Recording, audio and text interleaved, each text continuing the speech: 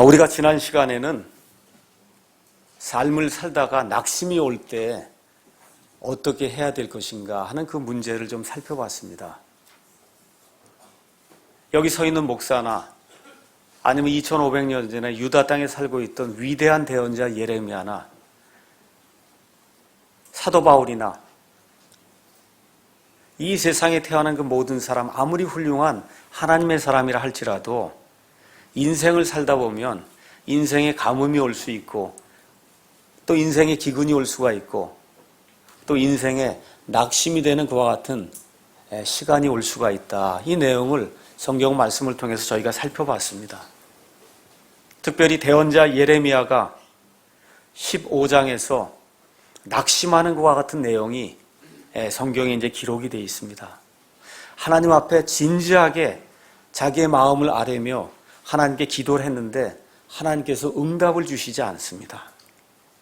하나님께서 이 말씀을 선포하라고 해서 진지하게 성실하게 하나님이 원하시는 그런 말씀을 가서 백성에게 선포했는데 백성이 듣지 않고 오히려 예레미야 대언자를 핍박하고 예레미야 대언자를 부당하게 취급하는 그런 일이 생기니까 왜 내가 하나님의 말씀을 올바로 선포했는데도 내게 부당하게 고난이 임합니까? 하나님의 말씀에 순종해서 하나님의 말씀을 원하는 대로 제가 전달했는데 왜 하나님께서 순종에 대해서 대가를 제게 주시지 않습니까? 이와 같은 그 상황 속에서 예레미야가 낙심하게 될 때 우리 하나님께서 아직도 내 안에 내 의가 남아있구나. 돌이켜라.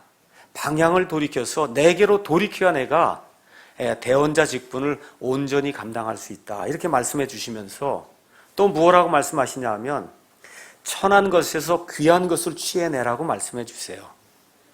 이 금광석이 아무리 커도 그 안에 더러운 것들을 제거하지 않으면 거기 있는 금을 쓸 수가 없듯이 아무리 하나님의 사람이라 해도 그 안에 더러운 것과 자기의 의와 무엇이라도 자기 것을 드러내려고 하는 그런 것이 있으면 하나님께서 쓰실 수가 없으니까 내게 남아있는 그 마지막 더러운 것까지 다 치우게 될 때 내가 너를 다시 대언자로 쓸 수 있다. 하나님께서 그렇게 말씀해 주시면서 또 무엇을 말씀하시느냐? 저 백성들은 나를 떠나서 나를 배반하고 악한 일들을 행할지라도 한 사람도 내게 돌아오지 아니한다 할지라도 너는 그들에게로 가지 말라. 그들은 너에게 와야 하지만 너는 절대로 저 사람들과 똑같은 그런 사람이 되지 말라고 말씀하시면서 다시 한번 예레미야 1장에서 하나님께서 약속해 주신 대로 내가 이와 같은 일들을 하게 될 때 하나님의 대언자가 될 것이요 내가 너를 크게 세워서 이 백성으로부터 너를 보호해주고 그래서 내가 견고한 놋 성벽이 되고 내가 너를 구원하고 구속해 주겠다고 하는 그와 같은 말씀을 하나님께서 말씀해 주심으로써 이 대언자 예레미야가 이 낙심 중에서도 하나님의 말씀을 통해 다시 위로를 받는 그와 같은 말씀을 저희가 이제 살펴봤습니다. 자, 그 이후에 예레미야 이제 16장에 가서 보시면 하나님께서 유다 백성이 계속해서 말을 듣지 않으니까 이 예레미야 대언자를 직접 사용하셔서 예레미야 대언자를 시청각 교육의 틀로 사용하시는 그와 같은 내용이 16장에 기록이 되어 있습니다. 그래서 16장 2절에 가서 보니까 하나님께서 무엇라고 말씀하시냐 하면 너는 이곳에서 아내를 취하지 말고 아들, 딸도 두지 말라고 하나님 그렇게 말씀하세요. 원래 하나님께서 아담과 이브를 만드신 그 목적이 뭐예요? 둘이 하나가 돼서 한 몸을 이루어서 하나님이 원하시는 경건한 씨를 많이 배출하도록 하는 것이 하나님의 뜻입니다. 그래서 저와 여러분이 적당한 나이가 되고 결혼할 수 있는 그런 상황이 되면 결혼하는 것이 하나님의 뜻이에요. 근데 여기 하나님께서 하나님의 말씀을 선포하는 대언자 예레미야에게 무엇라고 말씀하시냐 하면 너는 아내를 두지 말라 그렇게 얘기해요. 아내를 두면 아들, 딸들이 태어나는데 너는 아내를 두지 말고 아들, 딸들을 낳지 말라. 왜 그러느냐? 이제 바빌론 민족이 쳐들어와서 이 땅을 침범하게 될 때 여기 남아있는 이 사람들, 아이들 몽땅 다 짐승의 밥이 되고 칼의 밥이 돼서 차라리 태어나지 않고 장가가지 않는 것이 그것이 너에게 훨씬 유익하다 해서 예레미야가 결혼하지 못하도록 하나님이 시청각 교제의 틀로 예레미야를 세우시는 그와 같은 말씀이 그 안에 기록이 되어 있습니다. 그 다음에 5절에 가서 보니까 예레미야에게 또 뭐라고 말씀하시냐 하면 너는 사람이 죽으면 애곡하는 그런 집에, 초상집에 가야 되는데 초상집에 가거나 가서 울지 말라고 이야기하십니다. 이 백성이 이제 바빌론의 침공을 받아서 많은 사람들이 죽게 될 때 애곡할 자가 하나도 없을 것을 하나님이 미리 보여주시면서 애곡하지 말라고 하나님이 시청각 교육을 통해서 예레미야에게 말씀하십니다. 그 다음에 또 거기 가서 보니까 8절에 너는 잔치집에도 들어가지 말라. 신랑과 신부가 결혼하면 다 즐겁게 노래하고 기뻐서 포도 주스를 마시고 정말 음식을 나누고 하는 그런 기쁜 장소가 이 결혼하는 집, 잔치집인데 잔치집에도 가지 말고 거기서 기뻐하지도 말고 정말 즐거워하지 말라고 하나님께서 예레미야에게 구체적으로 말씀을 해주십니다. 거기 가서 보니까 9절에 만군의 주 곧 이스라엘 하나님이 이같이 말하노라. 보라 내가 너희 시대에 너희 눈이 보는 데서 환희의 소리와 기쁨의 소리와 신랑의 소리와 신부의 소리가 이곳에서 그치게 하리라. 이 이방 바빌론 민족이 쳐들어오게 됨으로 말미암아 장가가는 일도 없어지고 시집가는 일도 없어지고 더 이상 잔치하거나 기쁨의 그런 소리를 외칠 수 있는 그와 같은 기회가 없어질 거라고 예레미야 대언자를 통해서 하나님이 말씀해 주심으로 말미암아 예레미야가 이 말씀에 따라서 아내도 두지 아니하고 자식도 두지 아니하고 잔치집에도 가지 아니하고 그 다음에 애곡하는 집에도 가지 않는 이와 같은 일들을 몸소 보여준 그와 같은 내용이 16장 앞부분에 나와 있습니다. 하나님께서 그렇게 하라고 해서 예레미야가 이와 같은 일들을 실천을 하니까 백성이 와서 묻는 거예요.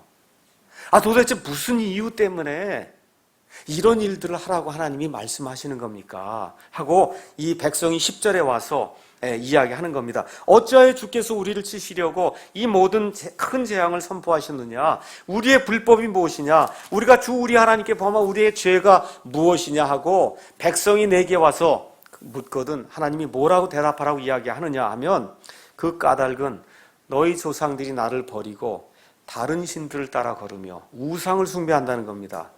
그 우상들을 섬기고 그들에게 경배하며 나를 버리고 내가 너희에게 준 이 율법, 이 세상 다른 어느 민족에도 주지 아니한 하나님의 말씀을 너희에게 주었는데 너희가 우상을 섬기고 이방 신들을 섬기며 내 법을 버리고 그 다음에 12절 가서 보니까 너희가 너희 조상들보다 더 악하게 행하였도다.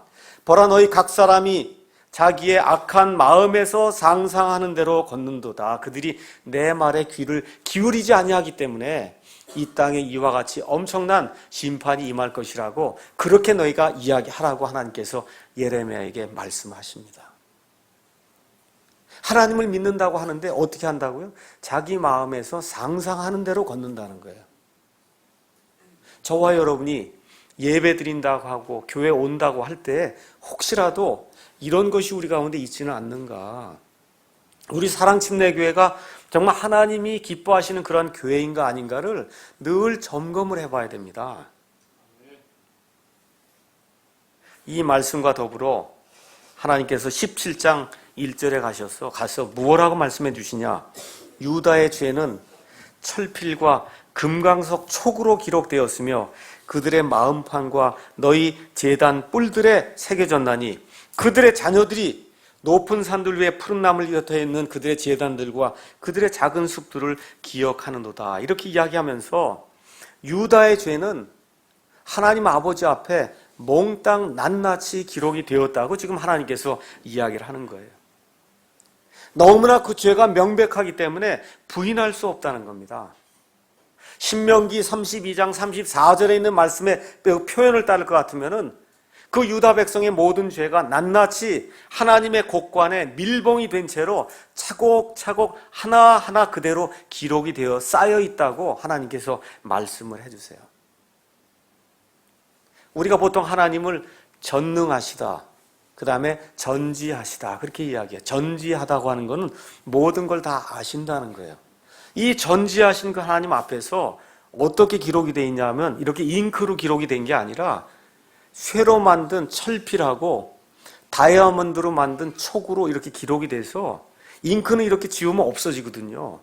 다이아몬드가 이 세상에 존재하는 모든 광물질 중에 가장 단단한 게 금강석 다이아몬드예요. 이 다이아몬드로 하나님이 이 죄를 낱낱이 깊숙하게 이렇게 없어지지 않도록 기록을 해놨기 때문에 하나님 앞에서 이 죄를 부인할 수 있는 방법이 없다. 하나님이 지금 그렇게 이야기하는 거예요. 지울래야 지울 수가 없다는 거예요.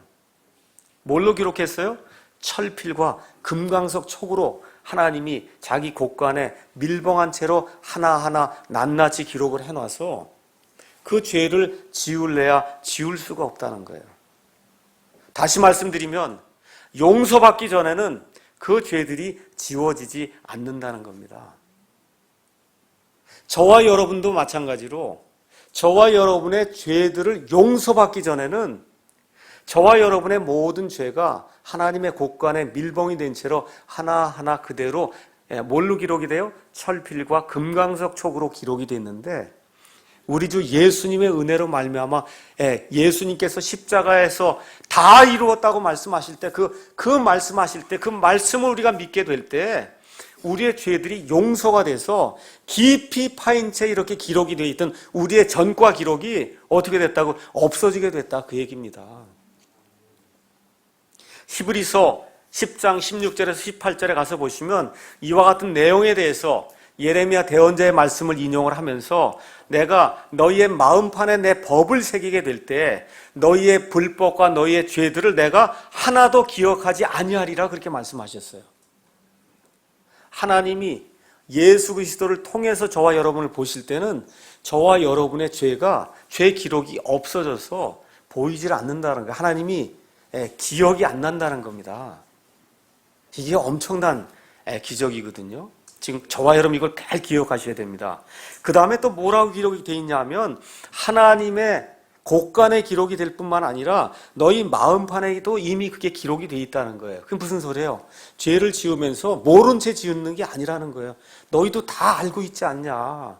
하나님께서 대언자들을 보내시고 하나님께서 율법의 책을 주셨기 때문에 너희도 다 알면서 행한다는 거예요. 그러니까 명백하기 때문에 부인할 수 없다. 하나님이 그 말씀을 하시고 그 다음에 뭐라고 또 말씀하시냐면 너희의 죄가 심지어 어디에 새겨졌냐. 제단에 뿔이 있어요. 제단이 있으면 제단의 네 귀퉁이에 뿔이 있는데 그 뿔에도 너희 죄가 기록이 돼서 너무 명백하게 기록이 돼서 누구도 부인할 수 없다. 지금 그렇게 이야기를 하는 겁니다. 출애굽기 30장 10절 등을 가서 보시면 이 희생 예물을 바친 다음에 이 피를 취한단 말이에요. 그 피를 취한 다음에 그 피를 어디다 갖다 발라야 속죄가 이루어져요? 제단의 뿔들에다가 그 피를 갖다 발라야 되는데 이 사람들이 뭘 갖다 했냐 하면 거기 피를 붙임과 동시에 그 밑에 그 제단 뿔에다가 우상의 이름들을 새겨놨다는 거예요. 하나님이 그걸 지금 이야기하는 겁니다. 너희 제단 뿔들에도 너희가 섬기는 그러한 이 이방신들의 이름을 새겨놓지 않았냐. 지금 그 얘기하는 거예요. 그러니까 희생예물을 드리는 사람도 다 알고 있고 또 누구도 아냐 하면 희생 짐승도 와서 다 보고 안다는 거예요. 저 제단 뿔에 소나 어린 양이 와서 이렇게 보면 거기에 이방신들의 이름을 새긴 걸 심지어 짐승도 안다는 겁니다. 이게 상당히 중요한 거예요. 뭐냐? 유다 백성이 재물 갖고 왔습니까? 안 갔어요. 재물 가지고 왔죠. 하나님께 예배 드린다고 왔죠. 근데 하나님 받으세요? 안 받으세요? 안 받습니다. 이런 것은. 그러니까 저와 여러분이 오늘 예배 드리러 오지 않았습니까? 예수님을 믿는다고 하지 않습니까? 헌금도 드리지 않습니까? 주일도 성수한다고 하지 않습니까? 이 모든 거 하는 것이 까딱 잘못하면 우상숭배가 될 수 있다. 이걸 잘 기억을 하셔야 돼요. 쉽게 말씀을 드리면 복받기 위해서 이 자리에 나오면 그건 만몬을 섬기는 거예요. 물질의 복을 추구하기 위해서 내가 10만 원 드리면 하나님이 100만 원 주실 줄로 믿습니다 하고 이 자리에 나오면 그거는 만몬을 섬기는 거지 제단의 뿔들의 이방신들의 이름을 새기는 거하고 똑같다 그 얘기입니다. 그러니까 내가 예배드리고 내가 교회 생활하고 예수님을 믿는다고 하는 것 자체가 여기 말씀에 기록된 대로 영과 진리로 하나님을 섬기고 영과 진리로 하나님께 예배드리는 것인지 아닌지 매일같이 내 자신을 돌이켜 봐야지 하나님이 기뻐하는 그런 성도가 될 수 있는 거예요. 이 외적으로 드러나는 거 왔다 갔다 하면서 뭐 하는 거 이것 갖고 하나님이 기뻐하지 않습니다. 이 사람의 속 중심에 하나님을 두려워하고 정말 영과 진리로 하나님께 나아가야 되겠다는 이런 간절한 심령이 없이 시계추처럼 왔다 갔다 하고 무언가 하는 것은 오히려 만몬을 섬기는 그와 같은 일이 될 수 있다는 겁니다. 우리 예수님께서 마태복음 6장 24절에 아무도 두 주인을 섬길 수 없다고 말씀해 주세요. 두 주인이 있을 수 없다는 거예요. 한 주인을 미워하거나 한 주인을 떠받들 수밖에 없다는 거예요. 그러면서 뭐라 그래요? 하나님과 만몬을 겸하여 섬길 수 없다. 예수님을 믿게 될 때 우리에게 약속해 주신 것은 하늘의 처소들에 있는 모든 영적인 복, 그건 하나님이 약속해 주셨는데 이 땅에서 잘 살고 잘 먹고 하는 것은 하나님이 약속해 주지 않았습니다. 잘 될 수도 있고 잘 되지 않을 수도 있어요. 세상의 관점에서는. 근데 하나님 안에서는 다 잘 되는 거예요, 그게. 저와 여러분의 유익을 위해서 하나님이 주시는 겁니다. 제가 불면증으로 이렇게 고생하고 하지만 불평하지 않습니다. 왜 불평하지 않아요? 하나님께서 나를 낮추시고 이걸 통해서 고통을 알게 하시고 이걸 통해서 더 성도들 섬길 수 있는 그런 자세를 갖도록 그렇게 해주시는 거다 이렇게 생각을 하고 하나님께 감사하고 그냥 나아가는 거예요. 이걸 가지고 불평하고 왜 하나님 고쳐주지 않느냐, 왜 하나님 내게 돈을 많이 주지 않느냐 이런 방식으로 나가는 것은 그건 만몬을 섬기는 거예요. 예배를 드리고 교회를 해도 그 하나님이 기뻐하는 일이 아니다, 그렇게 지금 성경이 이야기하는 겁니다. 그 다음에 2절 가서 보니까 하나님이 뭐라고 말씀하시냐, 아이들도 다 안다는 거예요. 부모가 가서 이방인 섬기고 제단의 뿔에 거짓 신들의 이름 새겨놓고 부모가 가서 그 짓을 하니까 아이들이 모르는 것 같아도 아이들이 다 안다는 거예요. 이게 얼마나 창피한 일입니까? 부모가 하나님 섬긴다고 이렇게 뭘 하는 것 같은데 보니까 아이들이 보니까 그거 아니라는 거를 아이들이 다 안다는 거예요. 저와 여러분이 아이들을 키웁니다. 조심하셔야 돼요.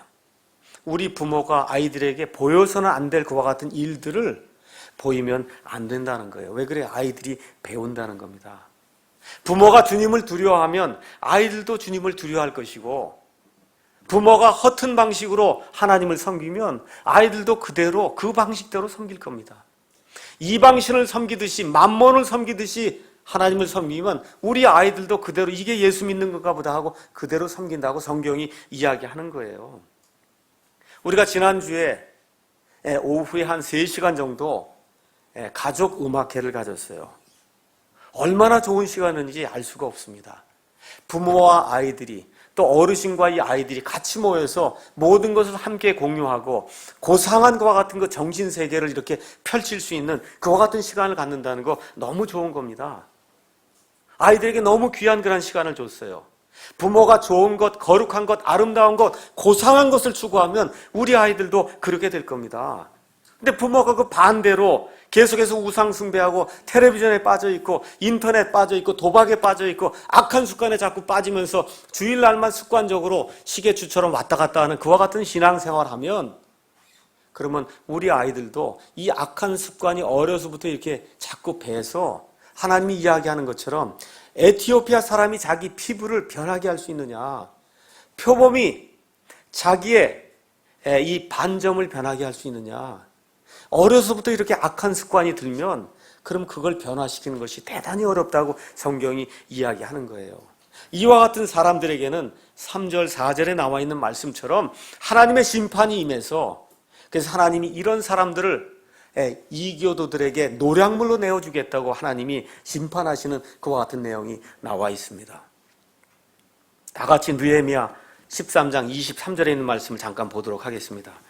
느헤미야 13장 23절에서 25절에 가서 보시면 느헤미야가 총독이 돼서 바빌론 포로 생활에서 돌아온 이후에 이 유다 백성들이 여전히 이방 민족들과 사귀고 우상을 숭배하는 이런 것들을 보면서 행한 일이 이 안에 기록이 되어 있습니다. 그때 또 내가 아스돗과 암몬과 모압의 아내들과 결혼한 유대인들을 보았는데 이게 이방 민족들이거든요. 그들의 자녀들이 아스돗 말은 절반쯤 하나 유대인들의 말은 하지 못하며 다만 각 백성의 말을 하므로 자, 이방인하고 결혼했어요. 대개 아이들 교육이 누구의 손에 의해 이루어지냐? 어머니의 손에 이루어지기 때문에 어머니 말은 하는데 아버지 말은 못한다는 겁니다. 그때 이 느헤미야가 행하는 일을 한번 보세요. 내가 그들을 꾸짖고 그들을 저주하며 그들 중 몇 사람을 때리고 그들의 머리털을 뽑으며 그들이 하나님을 두고 맹세하게 하며 이르되 너희는 너희 딸들을 그들의 아들들에게 주지 말고 또 너희 아들들이나 너희를 위하여 그들의 딸들을 데려오지 말라. 지금은 이방인 유대인의 구분이 없기 때문에 이 안에 정신만 저와 여러분이 배우면 되는 거예요. 이 정신이 뭐예요? 올바로 가르쳐야 된다는 겁니다. 언제부터요? 태어나자부터 올바로 가르쳐야 돼요. 이 쉽게 얘기하면 마귀의 언어는 사용할 줄 아는데 하나님의 말을 할 줄 못한다, 이런 얘기예요. 쉽게 이야기하면 이걸 우리에게 적용을 할 것 같으면 세상의 모든 말은 잘하는데 하나님의 말씀에 가서 이야기하면 하나님 말씀이 뭔지도 모르고 찬송가도 하나는 모르는 이러한 벨리알의 자식들을 만들면 안 된다는 거예요. 어떻게 해야 된다는 거예요? 잡아서 두들겨 패서라도 이걸 뒤집어서 하나님의 말씀을 읽을 줄 알고 하나님을 사랑하는 그런 백성으로 만들어야 된다는 겁니다. 잠언에 뭐라고 기록이 되어 있어요? 아이의 마음에는 어리석음이 매여 있거니와 회초리가 그 어리석음을 쫓아내느니라, 그렇게 기록이 되어 있습니다. 그런데 그 일을 제대로 하기 위해서는 부모가 잘해야 돼요. 부모가 하지 못하는 회초리만 들면 아이들이 반역하게 됩니다. 잘 들으셔야 돼요. 부모가 잘 하면서 아이들에게 회초리를 대면 그 아이들이 좋은 사람이 될 수가 있어요. 근데 부모가 우상을 섬기면서 잘하라고 얘기하면 절대 좋은 사람이 될 수가 없습니다. 자, 그래서 여기 17장 1절부터 이제 4절에 나와 있는 그 말씀을 통해서 하나님께서 너희의 모든 죄가 다 기록이 되어 있다, 그렇게 말씀하시면서 하나님이 5절부터 8절에 있는 말씀을 통해서 이 세상에는 두 종류의 사람이 있다 하고 우리에게 말씀해 주십니다. 하나는 저주받는 자가 있고 하나는 복받는 자가 있다는 거예요. 저주받는 자의 특성이 뭐라고 얘기했냐? 사람을 신뢰하며 육체를 자기 무기로 삼고 마음이 주로부터 떠난 사람은 저주를 받는다, 그렇게 기록이 되어 있어요. 지혜가 많습니다. 능력이 많습니다. 무슨 은사가 많습니다. 학식이 많습니다. 자, 저 사람 정말 신뢰할 만하네, 신실하네. 사람을 의지하지 말라는 거예요. 이 목사를 의지하지 말라, 그 얘기입니다. 저를 두고 제가 얘기할 거예요. 이 목사를 의지하지 마세요. 사랑 침례교회를 의지하지 말라, 그 얘기예요. 이 안에서 구원 줄 수 있는 사람이 아무도 없어요. 잘 기억하셔야 돼요. 사랑 침례교회 나온다고 구원 되는 게 아닙니다. 여기 있는 교회에 있는 사람은 다 죄덩어리 사람의 저를 포함해서 창조물을 창조주보다 위에 두게 되면 그게 우상숭배예요. 그럼 하나님 뭐라 그래요? 사람은 육체라는 거예요. 육체. 이 육체는 어디서 나왔어요? 흙에서 나왔어요. 흙덩어리에 이게 죽으면 이게 죽잖아요. 흙덩어리가 되는 거예요. 아무 힘이 없는 거예요. 이 육체를 의지하지 말라고 하나님이 이야기하세요. 그래서 하나님의 영이 떠나게 되면 그러면 이건 흙덩어리가 되고 만다. 석가, 마호메드, 부처, 소용없다는 거 다 흙덩어리다, 그 얘기입니다. 창세기 6장에 가서 보니까 6장 3절에 하나님께서 120년 동안 노아를 통해서 그 당시 살던 사람들에게 회개하고 돌아오라고 말씀을 선포하는데도 말씀을 듣지 않아요. 그때 뭐라고 얘기해요? 하나님께서 이들도 육체이기 때문에 말을 듣지 않는다는 거예요. 육체. 하나님이 미워하는 겁니다. 육체. 그래서 육체를 신뢰하지 말라고 하나님이 말씀하시면서 이사야서 2장 22절에 가서 보니까 뭐라고 또 이제 기록이 되어 있느냐, 이렇게 기록이 되어 있습니다. 제가 여러분을 위해서 읽어보겠습니다. 2장 22절 너희는 사람을 의지하지 말라. 그의 숨은 그의 콧구멍에 있나니 어떤 점에서 그를 수에 넣어야 되겠느냐. 대통령 아무것도 아니라는 거예요. 하나님이. 미국 대통령 아무것도 아니라는 거예요. 천주교 교황 아무것도 아니라는 겁니다. 이 목사 아무것도 아니라는 거예요. 하나님이 숨을 거두어 가면 흙이 되고 만다는 거예요. 육체라는 겁니다. 그래서 사람을 의지하는 자는 하나님이 저주한다고 하나님이 말씀해 주시는 겁니다. 그러면서 어떻게 저주를 받느냐? 사막 땅에 있는 히스나무 같이 된다, 그렇게 이야기를 하고 있어요. 여러분이 이제 기회가 되시면 성지라고 하는 이스라엘 한번 가서 보시기 바랍니다. 그러면 갈릴리 호수가 있는 이 지역을 제외하고 저쪽 서쪽으로 가거나 이쪽 남쪽으로 가게 되면 광야가 펼쳐져 있어요. 말 그대로 이 광야는 거의 식물이 살지 못합니다. 어떤 것만 사냐? 관목이라 그래서 거의 이파리가 없는 조그만 그런 나무들만 바싹 마른 채로 지금 거기 살고 있어요. 그런 나무 중에 하나가 히스나무예요. 이게 뿌리가 깊이 내려가질 못해요. 그렇게 내려가지 못하니까 비가 오면 얼마나 좋습니까? 그렇죠? 비가 와도 뿌리가 깊이 내려가야 그래야 비가 그친 이후에도 계속해서 이걸 물을 빨아 올릴 수 있는데 뿌리가 깊지 못하니까 좋은 게 와도 그걸 보지 못한다는 거예요. 그래서 이와 같은 사람은 사막 땅에 거하고 소금 땅에 거하고 하나님이 미워하시는 저주받은 사람이 될 수밖에 없다고 하나님이 이야기를 하고 있습니다. 또 어떤 사람이 그런 사람이냐? 11절에 나와 있는 것처럼 재물을 모으되 바르게 모으지 않는 그런 사람이 이런 사람이라고 하나님께서 말씀을 해주고 있습니다. 재물을 열심을 다해서 모으는 것 중요해요. 근데 어떻게 모아야 된다고요? 바르게 모아야 된다는 겁니다. 이번에 대통령 당선인이 당선된 이후에 참 여러 가지 그 행보를 보니까 앞으로 5년 동안은 잘 될 그런 가능성이 많겠구나 하는 것들을 보게 돼요. 이번에 경제인들을 찾아가면서 돈이 많은 그런 대기업이 모여있는 전경련을 먼저 찾지 아니하고 중소기업 사람들을 먼저 찾아가서 제가 이번에 대통령 임기 중에는 부가 공정하게 배분될 수 있도록 여러분을 돕겠습니다. 정경련 찾아가서는 지금까지 여러분이 이렇게 부자가 된 것 여러분 힘으로 된 게 아닙니다.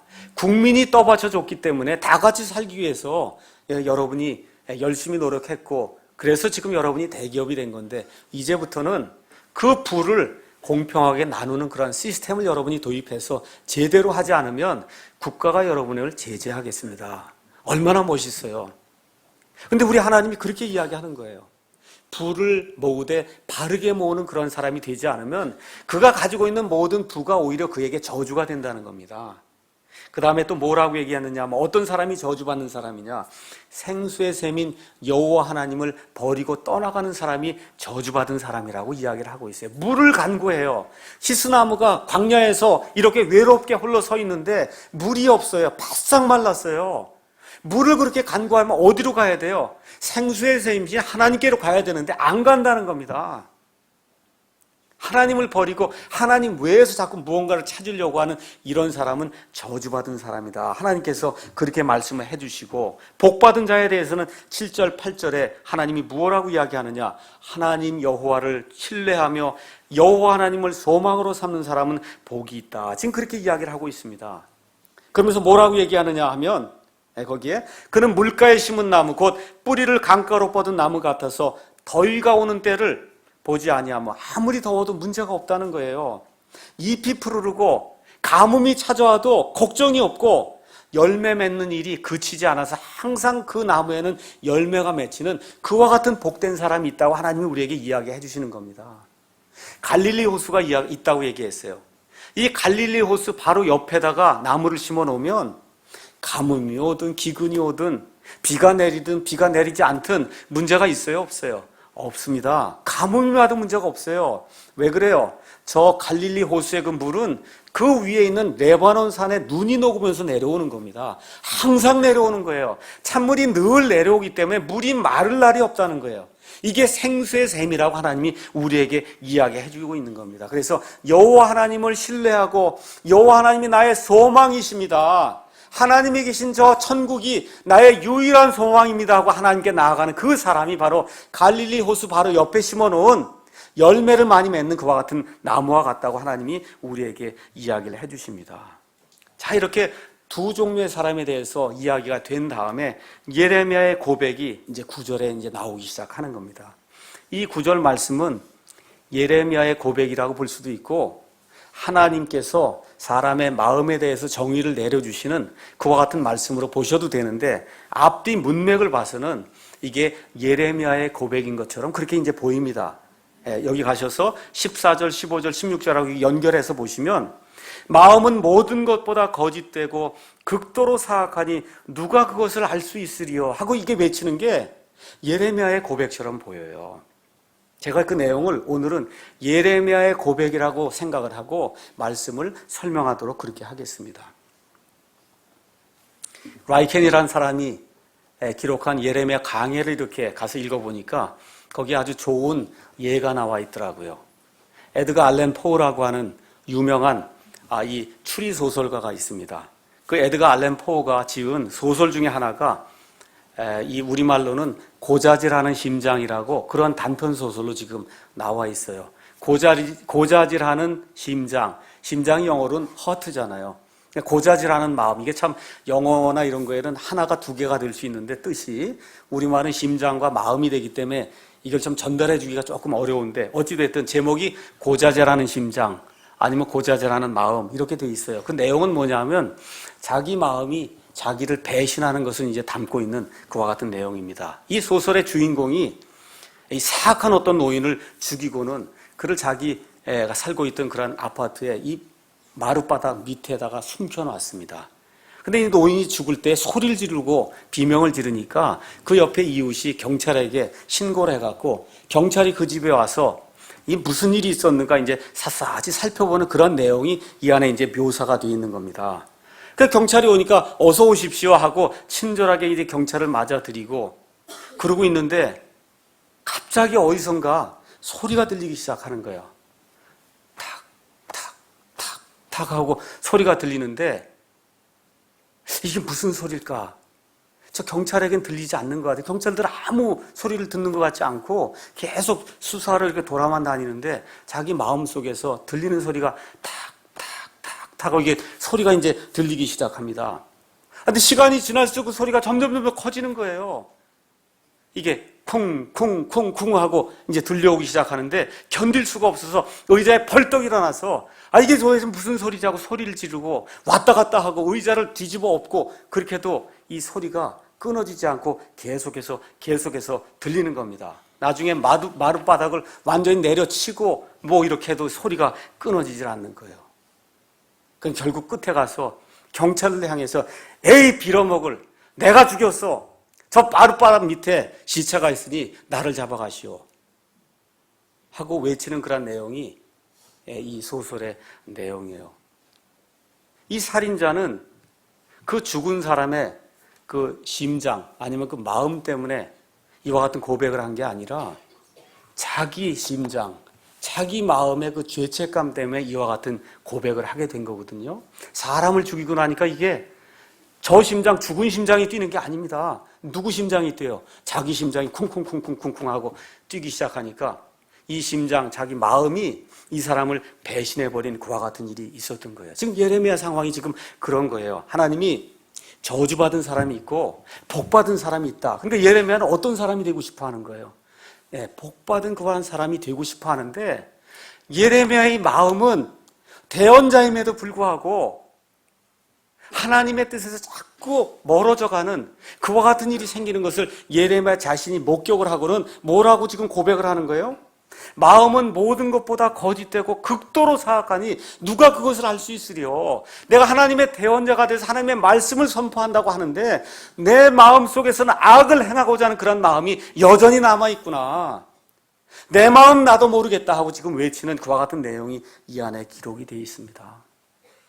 이것을 신약 성경에 사도 바울의 고백으로 가서 저와 여러분이 살펴보시면 사도 바울의 고백 로마서 7장 22절에서 24절 구원받았음에도 불구하고 자기 안에 하나님을 멀리하려고 하는 그런 마음이 생기는 것을 두고 사도 바울이 고백하는 이와 같은 내용이 로마서 7장 22절에서 24절에 나와 있습니다. 내가 속사람을 따라 하나님의 법을 즐거워하나 내 지체들 안에서 다른 법이 내 생각의 법과 싸워 내 지체들 안에 있는 죄의 법에게로 나를 사로잡아가는 것을 내가 보는도다. 다 같이 읽겠습니다. 24절 오 나는 비참한 사람이로다. 이 사망의 몸에서 누가 나를 건져내랴. 지금 그렇게 사도 바울이 고백하고 있거든요. 예레미야가 지금 그 고백을 하고 있는 거예요. 하나님께서 원하시는 복된 그런 삶을 살고 싶은데 내 마음속에서는 하나님을 거역하려고 하는 마음이 생기니 이게 도대체 어찌된 일입니까? 여기 가서 보니까 뭐라고 기록이 되어 있냐. 마음은 모든 것보다 거짓되다 이렇게 기록이 되어 있어요. 이 거짓되다고 하는 말이 히브리 말로 뭐냐면 야곱이란 뜻이에요. 야곱 아시죠? 성경의 구약 성경의 인물 중에 가장 거짓말 많이 하고 남을 속인 사람이 누구예요? 야곱이죠. 야곱의 뜻이 거짓말한다, 속인다, 거짓되다 그 뜻이에요. 그래서 히브리 말로는 뭐라고 돼 있냐? 마음은 모든 것보다 거짓되는데 야곱과 같다 그런 뜻이에요. 내 마음 알 수가 없다. 지금 그렇게 이야기하는 겁니다. 어떤 사람이냐? 악을 선하다 그러고 선을 악이라고 이야기하고 이 마음에, 이런 마음에 저와 여러분이 휩쓸려서 넘어가게 되면 죄를 많이 짓고도 그게 죄인 줄 알지 못하도록 마음이 교묘하게 저와 여러분을 그렇게 바꾸어 놓는다는 거예요. 여기 마음은 양심과 비슷한 거예요. 양심은 뭐냐 하면, 여러분 자동차 가서 이렇게 켜시면 거기 가서 보시면 이 부동액이 있는데, 아니면 엔진 오일이 있는데, 이게 너무 뜨거워지면 차가 들러붙어서 엔진이 망가져요. 그러니까 이거 온도가 올라가면, 온도가 너무 올라갔으니 부동액이 새지 않았냐, 엔진 오일이 제대로 있는가 체크해 보라고 그 계기판 안에 거기 가서 보시면 그게 있어요. 온도가 몇 도 이렇게 있습니다. 그게 양심이에요. 근데 이게 망가지면, 이게 작동을 안 하면 어떻게 돼요? 제대로 돼 있는 줄 알고 열심히 가다 보면 엔진이 타버립니다. 마찬가지예요. 이 마음과 양심이 제대로 작동을 안 하면 사람을 완전히 망가뜨린다는 거예요. 디모데전서 4장 1절에 있는 말씀을 제가 여러분과 저를 위해서 한번 읽어보도록 하겠습니다. 디모데전서 4장 1절 2절에 뭐라고 기록이 되어 있냐? 이제 성령께서 분명히 말씀하시기를 마지막 때에 어떤 사람들이 믿음에서 떠나 유혹하는 영들과 마귀들의 교리들의 주의를 기울이라 하시는데, 이들은 위선으로 거짓말을 하며 자기 양심을 뜨거운 인두로 지진 자들이라. 우리 개혁성경에 표현된 대로 양심이 화인 맞은 거예요. 양심이 화인을 맞으니까 어떻게 돼요? 이게 작동을 못한다는 거예요. 작동을 못해요. 쉽게 말씀드리면, 악한 일들을 행하고도 이게 악한지 좋은지 이거 자체가 판단이 안 되는 거예요. 조영기 목사라고 하는 사람이 있어요. 교회 돈을 수백억 빼다가 아들하고 다 나눠서 착복을 했거든요. 그래도 지금 하나님의 사람인 줄 알고 지금 착각하고 있어요. 왜 그래요? 양심이 마비됐기 때문에 그런 거예요. 그 어떤 일이 생기느냐? 여러분 이렇게 계기판에 가서 이게 자꾸 떠? 하고는 그 계기판에 있는 그걸 아예 전기로 해서 전기선을 쫙 잘라버리면 그럼 어떻게 돼요? 이게 작동하지 않습니다. 작동하지 않으면 엔진이 달라붙는 거예요. 양심을 죽여놓으면 그럼 저와 여러분이 망가지는 일이 생겨요. 그러니까 조심해야 되는 거예요. 그래서 마음을 믿지 말라는 거예요. 극도로 사악해요. 이 목사도 극도로 사악할 수 있어요. 내 양심과 내 마음을 믿지 말라는 겁니다. 아무도 자기 마음을 알 수 없다고 성경이 이야기하는 거예요. 심지어 본인도 본인의 마음을 몰라요. 맞습니까, 여러분? 그래서 저와 여러분이 6개월쯤 되면은 자동차 관리하는 데 가서 다 잘 돼 있는지 여러분 점검하시죠? 관리하시죠? 그렇게 하시듯 저와 여러분이 하나님의 말씀을 통해서 내 마음과 내 양심이 제대로 작동하고 있는지 늘 이 성경 말씀을 통해서 저와 여러분이 관리를 하고 점검을 해야 된다. 어떻게 그런 일들이 가능하냐? 누가복음 6장에 가서 우리 예수님께서 말씀해 주신 그와 같은 내용을 보니까 이렇게 기록이 되어 있습니다. 누가복음 6장 43절에서 45절에 좋은 나무가 변질될 열매를 맺지 아니하며 변질된 나무가 좋은 열매를 맺지 아니하느니라. 모든 나무는 그것의 열매로 아나니 사람들이 가시나무에서 무화과를 또는 가시떨기나무에서 포도를 거두지 못하느니라. 45절 다 같이 읽겠습니다. 선한 사람은 자기 마음에 선한 보고에서 선한 것을 내고 악한 사람은 자기 마음에 악한 보고에서 악한 것을 내나니 그의 입은 마음에 가득한 것을 말하느니라. 사람이 입에서 나오는 그 말을 들어보면 그 사람의 마음의 상태가 무엇인지 알 수 있다는 거예요. 그 사람이 행하는 그 행위를 보면 그럼 그 사람이 구원받은 사람이 구원받지 못한 사람인지 하나님의 영에 의해 인도를 받는 사람인지 자기 마음대로 사는 사람인지 우리가 알 수 있다고 하나님이 말씀해 주시는 겁니다. 그래서 우리 마음을 제대로 관리하고 점검을 해야 된다. 성경이 그렇게 이야기를 하고 있습니다. 그 다음에 가서 보니까 뭐라고 기록이 됐냐 10절에 이 마음의 문제를 고칠 수 있는 방법이 그 안에 기록이 돼 있어요. 나 여호와는 마음을 살피며 속중심을 시험하여 각 사람의 길들과 그 사람의 행위들의 열매대로 그 사람에게 주느니라. 잘 들으셔야 돼요. 잘 사람에게 보니까 정말 저 사람 훌륭한 것 같아. 근데 하나님이 볼 때 그게 훌륭해야 된다는 거예요. 사람의 눈에는 안 보여요. 저 사람 속중심에 뭐가 있는지 그거 볼 수 있는 사람이 아무도 없어요. 그래서 다 자기가 의롭다 그래요. 근데 하나님 뭐라 그래요? 내가 볼 때 의로워야 된다. 하나님 그 얘기 하시는 겁니다. 이 속중심을 내가 본다. 하나님이 그렇게 이야기하시는 거예요. 하나님의 사람들의 특징이 뭐예요? 어려움을 당할 때 사람에게 호소하지 않습니다. 아버지 하나님, 하나님이 내 마음을 아시지 않습니까? 하고 하나님 앞에 나아가서 울부짖고 하나님께 속중심을 내어놓지 옆에 있는 친구에게 찾아가서 알려달라고 그렇게 이야기하지 않습니다. 성경에 나와 있는 모든 사람이 다 하나님께 나아가서 자기의 속중심을 털어놓고 하나님께 기도합니다. 이 성경 사역을 하다 보면 믿는 사람들 가운데, 잘 아는 사람들 가운데 나를 방해하는 그런 사람들이 많아요. 차라리 믿지 않거나 저 밖에 있는 사람들이 방해하면 제게 아무 문제가 되지 않습니다. 그럴 때 제가 어떻게 해요? 답답하니까 옆에 가서 누구에게 이야기하지 않습니다. 어떻게 해요? 하나님 이제 하나님이 옳고 그른 거, 마음의 속중심과 그 속에 있는 그 속에 있던 사람의 것들을 심판을 떼고 오지 않습니까? 하나님 그때 제가 신실한 사람으로 드러날 수 있도록 하나님 제게 용기를 주시기 바랍니다 하고 그냥 묵묵히 이고 나가는 거지, 그거를 옆에 사람에게 털어놓고 왜 이러냐 그러고 하소연하면 끝이 없어요. 그럼 뭐라 그랬어요? 하나님은 그 사람의 마음과 속에 있는 중심, 속중심이라 그러는데 그 속중심이 영어로는 창자예요. 창자. 히브리 말로는 창자. 이 창자 속에 애절하게 들어가 있는 그 하나님을 사랑하는 그 마음을 하나님만 아신다는 거예요. 심지어 자기 부인도 남편도 모를 수 있어요. 누구만 아세요? 하나님이 이 창자 속에 정말 애절하게 그 하나님을 사랑해서 하나님을 향해서 외치려고 하는 그런 마음을 가진 것 하나님만 아신다. 하나님이 보답해 주신다. 그렇게 이야기하는 겁니다. 그래서 히브리서 4장 12절에서 13절 가서 보니까 하나님의 말씀은 권능이 있고, 그래서 영과 혼을 나눠 찔러 나눠 쪼개기까지 하고 그분의 눈앞에 드러나지 않는 것이 하나도 없기 때문에 사람이 속으로 생각하고 의도하는 모든 것이 하나님의 말씀 앞에 온전하게 완전하게 드러나는 그런 때가 있다고 하나님이 우리에게 이야기해 주십니다. 그래서 우리 믿는 사람들 향해서는 하나님께서 그리스도의 심판석에서 모든 사람이 하나하나 예수 그리스도 앞에 서서 자기가 행한 모든 것을 고백할 때가 있다고 성경이 우리에게 이야기를 하고 있어요. 그 때를 저와 여러분이 기억을 하시고 이 땅에서 올바르게 사셔야 돼요. 그때 가서 부끄러움 당하면 힘듭니다. 여기 가운데 믿지 않는 사람이 있으시면, 믿지 않는 사람은 천년왕국이 끝난 이후에 크고 흰 왕좌 앞에, 그 앞에 가서 하나하나 하나님 앞에 자기의 모든 행위를 내어놓는 때가 있어요. 제가 그러지 않았습니다 얘기해도 소용이 없어요. 하나님이 이미 그 사람의 속중심과 그 마음을 일일이 하나하나 다 기록해 놓았기 때문에 그때 가서 아무리 부인해도 하나님은 아니다 얘기하면 끝입니다. 그래서 모든 것이 드러나는 때가 있다. 이걸 기억하시고 믿는 사람이든 믿지 않는 사람이든 하나님이 나를 심판하시고 내가 하나님께 회개 보고를 해야 될 그런 때가 있구나, 이거 생각을 하시고 올바르게 사셔야 됩니다. 자, 이 말씀이 끝난 이후에 14절에 가서 보니까 예레미야가 자기의 마음을 하나님께 토로하는 그런 내용이 나와 있습니다. 오 주여, 주는 나의 찬양이시오니. 이게 무슨 소리예요? 나는 항상 주님을 찬양해야 될 그런 사람입니다.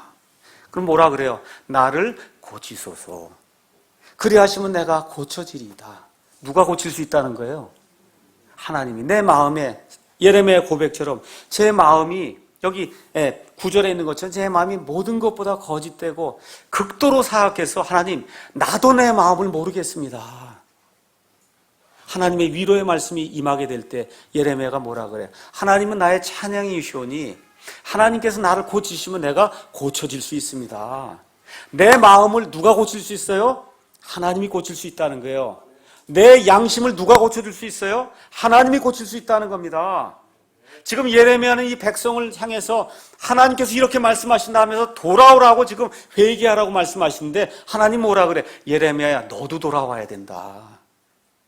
백성만 돌아오는 게 아니라 예레미야, 너도 돌아와야 된다 얘기하는 거예요. 그럼 뭐라 그래요? 하나님, 제가 하나님께로 돌아가오니 하나님 나를 고쳐주십시오.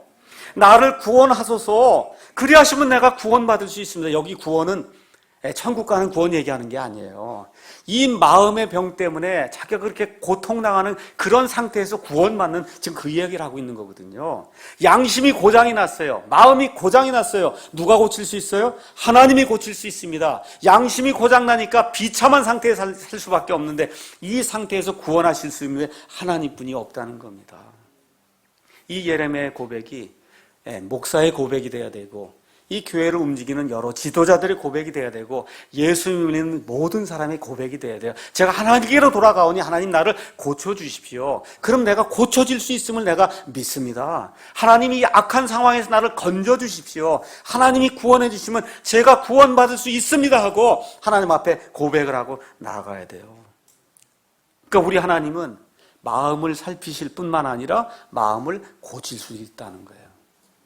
양심을 살피실 뿐만 아니라 양심을 고칠 수 있는 유일한 분이에요. 그래서 로마서 10장 10절에 나와 있는 것처럼 사람이 마음으로 믿어 의에 이르고 입으로 시인하여 구원에 이르느니라. 마음으로 믿어 의에 이르고 입으로 시인하여 구원에 이른다는 겁니다. 사도행전 16장에 가서 보면 사도 바울이 마케도니아에 들어가서 빌립보에 들어갔습니다. 거기에 자주장사 루디아가 있었어요. 하나님의 말씀을 선포할 때 거기 가서 보니까 16장 14절에 하나님의 말씀을 사도 바울이 선포할 때 하나님께서 루디아의 마음을 여시니 루디아가 그 말씀을 받아들이고 구원을 받았다. 그렇게 기록이 되어 있어요. 그러니까 양심이나 마음이 피폐하게 되고 고장난 사람은 뭘 들어야 돼요? 하나님의 말씀을 들면 하나님이 마음을 열어주세요. 쉽게 얘기하면 마음을 고쳐주신단 말이에요. 구원받지 못한 사람 하나님의 말씀을 듣게 될 때 마음을 하나님이 열어주시면서 하나님께로 나아갈 수 있는 길을 열어주신다는 거예요. 구원받은 이후에 마음이 자꾸 딱딱하게 되면 어떻게 돼요? 하나님의 말씀을 듣고 부드럽게 나아가며 하나님 앞에 죄를 자백하게 될 때 하나님이 그 깨어진 심령을 하나님이 고쳐주실 수 있다. 성경이 지금 그렇게 이야기하는 겁니다. 그래서 오늘은 양심이 문제다, 마음이 문제라고 하는 이와 같은 제목을 가지고 하나님의 말씀을 선포했습니다. 여러분 지금 마음의 상태가 축복받은 그러한 그 사람의 마음의 상태인가? 아니면 저 광야에 지금 메마른 땅에 소금 땅에 겨우 혼자서 가지도 없이 그냥 앙상하게 지금 남아있는 히스나무와 같이 비가 내려도 비의 그 기쁨을 맛볼 수 없는 그와 같은 그 상태로 여러분의 심령이 남아있는가? 이 시간에 다시 한번 생각해 보시면서 하나님 나를 고쳐주시면 제가 고쳐줄 수 있습니다 하는 그러한 심정을 가지고 저와 여러분이 이번 한 해를 마치고 내년에는 축복받은 것과 같은 삶이 우리 가운데 풍성하게 넘치기를 예수님의 이름으로 축원합니다. 기도하시겠습니다.